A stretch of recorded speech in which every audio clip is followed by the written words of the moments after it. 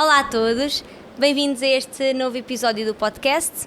Hoje vamos estar a falar de justiça e injustiças e temos connosco o Anderson. O Anderson também faz parte da nossa equipa deste segmento do podcast e vou deixar que vocês possam introduzir também, que vocês possam apresentar.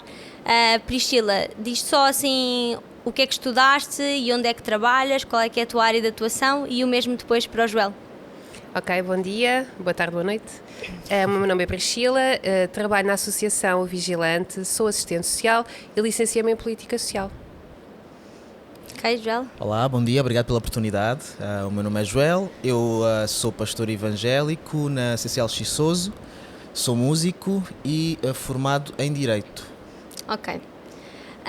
Então, é assim, nós pensámos neste tema também porque, apesar deste ser um tema muito atual, sempre, ultimamente tem sido cada vez mais atual, não é? Com a questão toda da Operação Marquês, com aquilo que temos visto a acontecer com os refugiados e tantos outros tipos de injustiças que está a acontecer, até mesmo em Portugal, mesmo à nossa porta, e achámos que este seria um tema muito atual para trazer. E eu começaria por ti, Joel, assim de um ponto de vista conceptual, o que é a justiça e talvez possas identificar algumas virtudes, fragilidades da justiça. Em primeiro lugar, eu creio que a justiça não tem fragilidades. De um ponto de vista conceptual, ela não tem fragilidades no seu estado perfeito. Se pensarmos em justiça dos homens, uma das coisas que acontecia na Faculdade de Direito é que nós passamos o primeiro ano da faculdade inteiro a estudar filósofos e as ideias que tinham sobre justiça, sobre uma série de valores. E muitos alunos entram na faculdade a pensar que o direito é a justiça. O direito é uma ferramenta que procura a justiça. Então o que é a justiça? Uma das definições que me foram apresentadas e que eu achei mais perto da verdade é de São Tomás de Aquino, que ele diz que a justiça é a capacidade de dar a cada um o que é seu, a cada indivíduo o que ele merece ou que tem que lhe ser dado. Então eu ficaria por aí porque eu não consigo dizer melhor do que isso. Exato. Do ponto de vista conceptual. Exatamente. Yeah. Ok. Priscila, eu queria lhe fazer uma pergunta bem, digamos assim, pessoal do seu dia a dia. Com que injustiças no teu campo de atuação tu se deparas assim na tua rotina de trabalho? Quais são as injustiças que tu identifica e que também tocam o teu coração, que te incomoda? Sim, eu trabalho com a injustiça. A injustiça é o meu campo de atuação. Há injustiça em todo lado, mas existe a injustiça que é intrínseca, que nasce com o ser humano, e há aquela injustiça que pode ser combatida. Então, como exemplo, eu agora trabalho com mães numa casa de acolhimento para mães e bebês. Só o fato de elas serem mães, não é? Elas estão grávidas, têm um bebê recém-nascido e elas não têm hipótese, não é? Elas não podem dizer, olha, eu não quero estar grávida, eu não quero ter este bebê, eu não quero amamentar porque agora vou partilhar este fardo com o pai da criança e ele é que vai fazê-lo. Não pode, porque é o corpo dela e isso é injusto. Não é injusto para o homem que não tem essa experiência e é injusto para a mulher que não tem a opção de não ter essa experiência. Então estas mães, elas são obrigadas a cuidar e sozinhas e sem apoio. E os pais poderão fazer o que quiserem porque não têm o seu corpo não alimenta a criança. Então logo à partida isso é injusto. E depois a injustiça das oportunidades que vivemos, não é? Por exemplo, uma mãe com um bebê só poderá ter um trabalho que está num horário de creche. Exato. Quem é que dá trabalho a estas mães? Como é que elas podem sair da situação em questão se não têm trabalho? Então isto é uma bola de neve de injustiças umas atrás das outras. E só pensando nestas mães e nestes bebés, por exemplo, mas poderíamos falar de tantas injustiças. Basta nascermos no país em que nascemos, no bairro em que nascemos, andamos na escola em que andamos, para sermos injustiçados. A gente sabe que na sociedade se apresentam muitas correntes ideológicas que têm uma proposta de luta contra as injustiças que se apresentam na sociedade. Mas, na minha perspectiva, muitas vezes, essas lutas são motivadas por ressentimentos, né? Podemos dar muitas vezes o exemplo de as pessoas que querem alimentar as animosidades, as rivalidades entre classes para que haja uma revolução ou coisa do tipo, entre gêneros e tudo mais. Diante dessas injustiças que você se depara e que você trabalha diariamente, como cristã, como é que você lida? Qual é os pressupostos cristãos que serve como motivação para você agir e como você age, como é que você lida com todas essas questões no dia a dia do seu trabalho? Ok. Eu, por exemplo, agora estou outra vez a estudar Eclesiastes e basta ler Eclesiastes para assumir que a justiça faz parte da vida, ela existe graças a nós, a nosso pecado, então ela vai sempre existir. Não quer dizer que eu seja conforme e de acordo com ela, e não quer dizer que eu não vá combatê-la com todas as minhas forças. E eu tenho como missão combater a injustiça, principalmente a injustiça social. E enquanto cristã, acho que todos nós devíamos ter essa missão. Acho que a Igreja devia ser a resposta, a cidade edificada sobre o monte, a luz, onde houvesse respostas alimentares. E quando eu falo do alimento espiritual e não só. Do alimento material, da comida, da refeição, da resposta, ser um recurso para a comunidade. E só isso já combate enormemente a injustiça. Não é? Agora, eu, enquanto cristã, individualmente falando, eu não reajo, eu tento prevenir também a injustiça. E a prevenção da injustiça é muito importante. Eu também gostava de dizer que eu acho que nós vivemos até num estado social bastante justo, apesar de haver muitas injustiças, nós até temos muita coisa a correr bem em Portugal, mas individualmente e em comunidade nós podemos fazer tanto e tanto mais. Ontem estava a cantar na minha igreja a música de Aline Barros que diz usa-me, eis-me aqui, Senhor, não é? O que tu quiseres faz de mim, e é isso que nós queremos, que Deus nos use para sermos sal e luz e para combatermos então esta injustiça. Estava-me a lembrar também que agora faleceu há pouco tempo René Padilha, que é um dos grandes pais da missão integral, e como isso é importante trazer isto para a igreja. Nós não somos só uma resposta espiritual, somos muito mais do que isso, pelo menos na minha opinião. Tu estavas a dizer que nós até vivemos num estado social, não é? E que a justiça em Portugal até não funciona assim tão mal, pelo menos as pessoas até têm alguma igualdade de oportunidades e etc. Mas eu acho que isso também acaba por ser um problema, entre aspas, na medida em que nós vivemos um bocado aliados da injustiça que ainda assim existe, não é? Porque quando nós olhamos para Portugal, e quem em Portugal tem a sorte de ser mais privilegiado e de até não ter contactado com tanta injustiça durante a sua vida, acaba por dizer, não, em Portugal não há racismo, não, em Portugal não existe desigualdade salarial entre homens e mulheres, não, em Portugal não existe escravos, não existe tráfico humano, não existe, a justiça até não funciona mal. Pessoas, na minha opinião e da forma como eu vejo, pessoas que até têm um background um bocadinho mais privilegiado neste sentido de apenas não terem sido tanto alvo de injustiça, o que acontece é que a única injustiça que elas veem é na política, no governo, de eles são os ladrões, eles passam e são corruptos e mesmo assim não são presos, não é? Mas de resto, parece que nós passamos ao lado de tantas outras coisas. E em Angola, sim, existem problemas, ou na Síria, sim, existem problemas, não é? Mas aqui estamos ok. Quando na verdade não é assim. E eu acho que é importante também chamar a atenção para problemas tão fraturantes que existem mesmo à nossa porta. E quando nós estamos a falar ao longe, nós pensamos, como é que eu posso fazer uma diferença de longe? Não posso. Mas quando os problemas batem tanto à nossa porta, então nós passamos a ter uma responsabilidade. E aí eu acho que isso nos impele de uma forma muito mais prática a agir e a fazermos alguma coisa para atenuar isso. E quando nós não fazemos, então sim, tu também és responsável pela injustiça, porque tu, lá está, não a preveniste. Não é que tu fosses lá para a causar, mas tu também não a preveniste, não fizeste nada quando sabes que existe e quando te bate à tua porta. E isso acaba por ser um problema, apesar, e também porque nós vivemos num país que aparentemente as coisas até não correm assim tão mal. Eu não sei se eu posso intervir, posso? Pô, claro, Sim, por favor, já. A fragilidade que existe e que nós vemos vamos chamar assim, nas falhas da justiça, seja nos tribunais, seja na justiça social, seja em que área da justiça estivermos a falar, não tem a ver com o conceito de justiça, a meu ver, tem a ver com o aplicador da justiça. Ou seja, nós podemos criar um conceito da justiça, mas depois temos que o aplicar. Alguém tem que o aplicar. E esse alguém não é perfeito.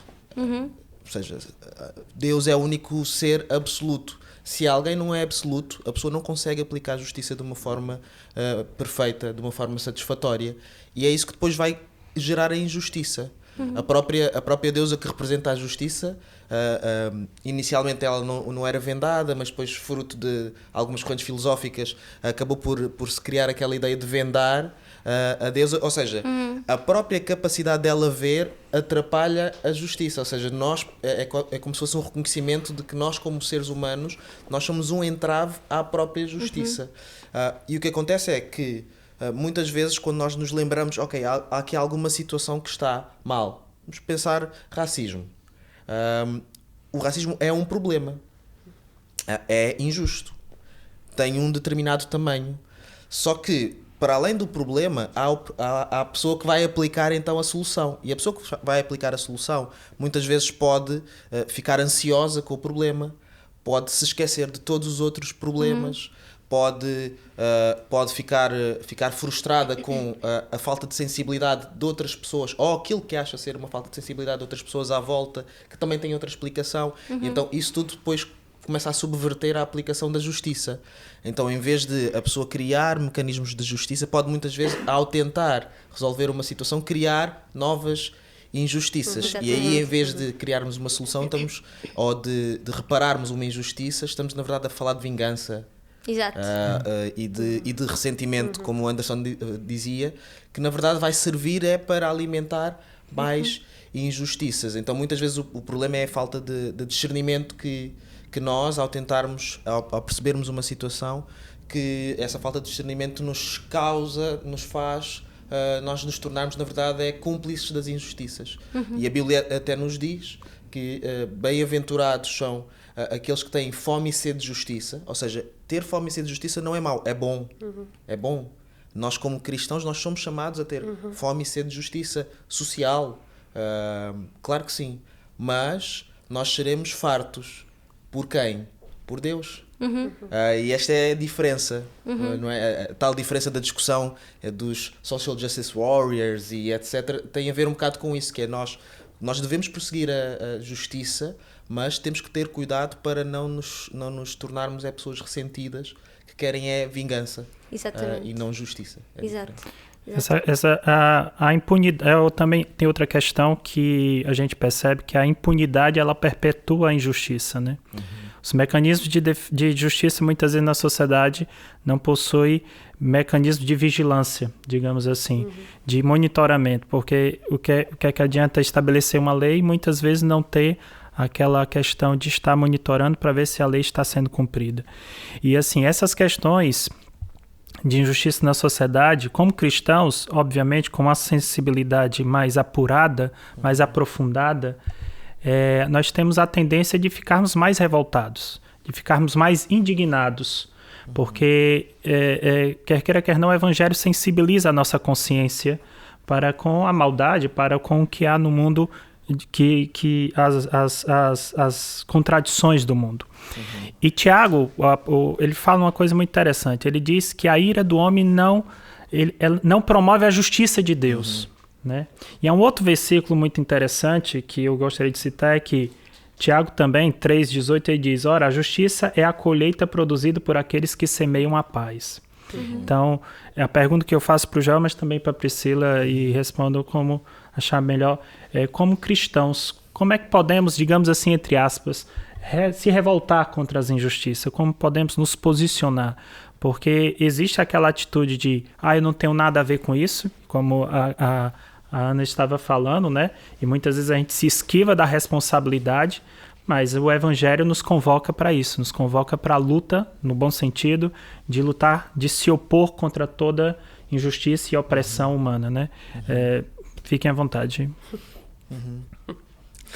Isto é uma resposta grande. Eu creio que há uma mensagem, quando nós lemos a palavra, desde o Velho Testamento até ao Novo Testamento, ou seja, de Gênesis a Apocalipse, há uma mensagem que nós conseguimos tirar sobre como gerir a justiça, que é a justiça é algo que Deus procura, Ele é justo, Ele ama a justiça. Isso nós lemos, por exemplo, creio que é em Salmos 11, lemos que Deus é justo e Ele ama a justiça. Então justiça deve ser algo que nós devemos prosseguir. Se nós somos cristãos, somos seguidores de Cristo, se Cristo, Ele próprio é Deus, então nós temos que ser seguidores da justiça. Não há outra forma. Mas também há outra mensagem, que é: nós podemos nos revoltar com a injustiça, se somos seguidores da injustiça, mas não podemos pecar. Irai-vos, mas não pequeis, né? Irai-vos, mas não pequeis. E mais, temos que entregar a vingança. Ou seja, deixar que a vingança seja administrada por outra entidade que não nós. Quem? Deus. A vingança pertence ao Senhor. Eu penso que isto é Romanos 12:9. É essa disciplina que nós temos que ter. Ou seja, nós temos que olhar para a justiça, temos que nos revoltar com a injustiça. Porquê? Porque é a ira que nos traz a energia para fazer alguma coisa. Contudo, essa coisa que nós vamos fazer não pode se tornar numa vingança. Nós não somos Deus, temos que entregar isso a Deus. Então é esse misto de estamos constantemente inconformados com o que está a acontecer, mas conformados com a ideia de que Deus é Ele que vai resolver da forma perfeita, da forma eficaz e da forma legítima as injustiças que nós tanto sentimos. Totalmente de acordo.